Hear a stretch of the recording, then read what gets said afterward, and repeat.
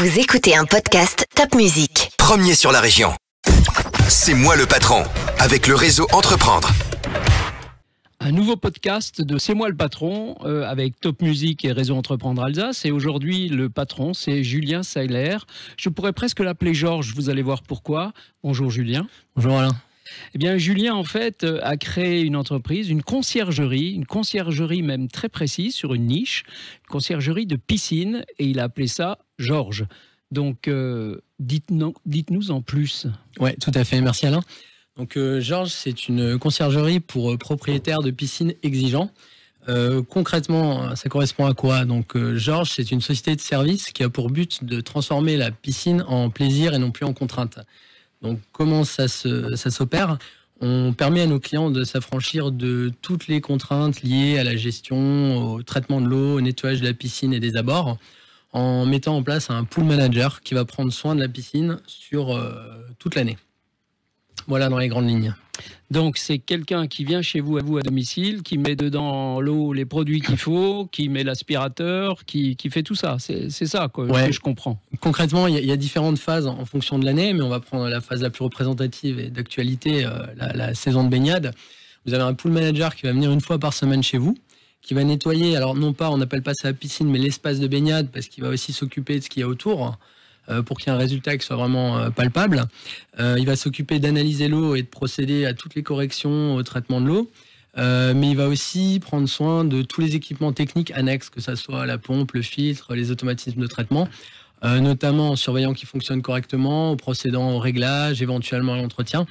Et il intervient systématiquement on intervient avec nos propres produits, notre propre équipement, afin de garantir déjà d'une part une qualité de prestation en phase avec notre positionnement, mais également de pouvoir offrir au client une prestation clé en main. Donc le client ne s'occupe plus de rien, ni d'acheter ses produits, ni d'entretenir sa piscine.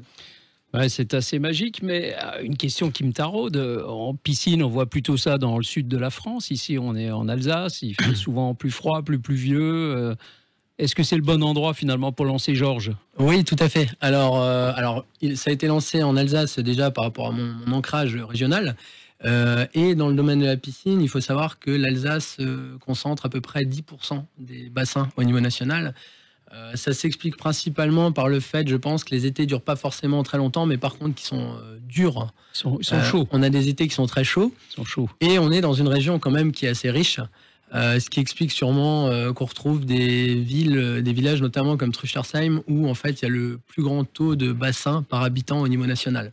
Ah oui, à Truchtersheim. Ouais, c'est pas à La Ciotat ou à Nice, non? Non, c'est à Truchtersheim. Eh ben dis donc, voilà. faut le faire savoir ça. Donc ça vous donne une idée un peu du paysage. On a des gros bassins comme ça de clients potentiels sur le Bas-Rhin, tout à fait. D'accord. Et une autre question, c'est est-ce que ça paraît simple comme vous le proposé là, mais comment on rentre chez le client? Est-ce qu'il faut qu'il soit là? Est-ce que vous pouvez faire ça le matin de bonne heure pour qu'il puisse profiter de son bassin la journée? Alors, il y a deux façons de faire. On peut avoir soit le client qui préfère être là, et à ce moment-là, on s'accorde sur l'heure et la récurrence des interventions, auquel cas il est là. Le client peut très bien nous dire « je veux être là, mais je veux pas que l'intervenant m'adresse la parole ou me dérange, etc. » On le prend en compte aussi dans les checklists d'intervention. Ou alors, ce qui est quand même beaucoup demandé, c'est qu'on intervienne quand le propriétaire n'est pas là. Parce que l'idée, dans un monde parfait, c'est le propriétaire ou la propriétaire qui rentre le soir après une dure journée de boulot et qui trouve en fait son espace de baignade propre, confortable et apprêté à... Il se met en maillot, il plonge. À ses envies de baignade. Ouais, tout à fait. Donc, on a des clients en fait qui nous remettent leurs clés pour qu'on puisse accéder. Et ils sont systématiquement informés. On a un logiciel qui est assez bien étudié pour ça, qui va informer le client à peu près 30 minutes avant que le technicien arrive chez lui, que le pool manager arrive. Donc le client n'est pas là, mais il sait à quel moment le pool manager vient.